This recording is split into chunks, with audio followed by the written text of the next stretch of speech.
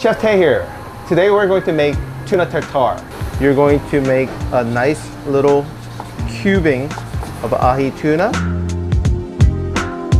So we have a minced tuna, little pinch of salt, little pepper, little chive, and a little bit of shallot. Now from here, we're going to add a little truffle oil, chili oil, and my secret, spicy Thai sauce.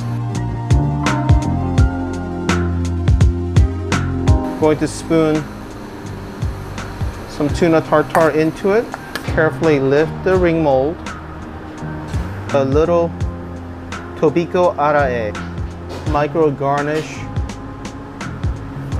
Little drizzle of a basil oil. So that was it. Super simple. Bon appetit and enjoy.